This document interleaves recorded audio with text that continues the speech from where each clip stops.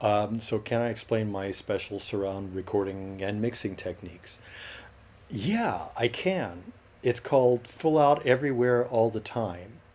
Um, with surround, which as you might know, instead of going in this field, it's like stereo is left and right, and surround is left, center, right, and then the surrounds in the back, and well, or sort of left, center, right, and then the surrounds in the back. That's an easier way to do it.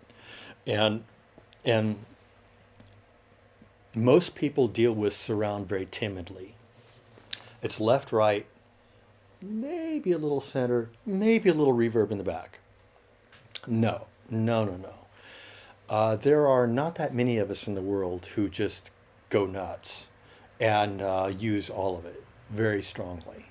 Very strongly. My center speaker and my rear speakers are all running just as strongly as my left. It is a single surround field when it's in surround.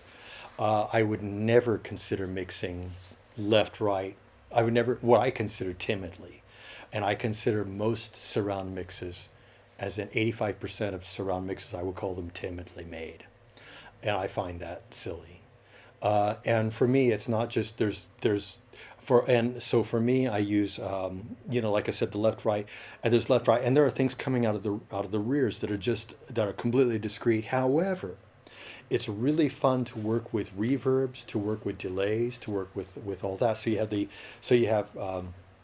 For example, there's one piece I've never heard anybody ever do this, where there's a piece where it's coming out of the rear, and then it answers in a delay in the center. So you get it full force out of the rear, and then the answer is in the center, along with all the stereo and with everything. So the idea of delays can be used within the field. Another thing that I do is I don't record mono. I don't record anything mono. I always use two channels. There are always two mics out there.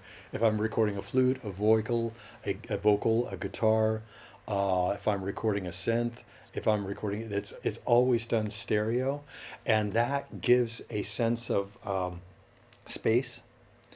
And that's one of the things that I'm also known for, is not only is there a sense of space in that way, but there's also a sense of spatial space within a surround field, which gets really complicated and really fun to work with.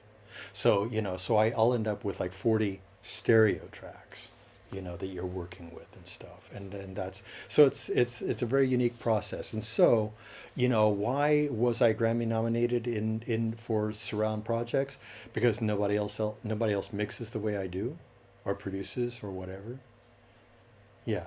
And then they recognize that, and that's nice.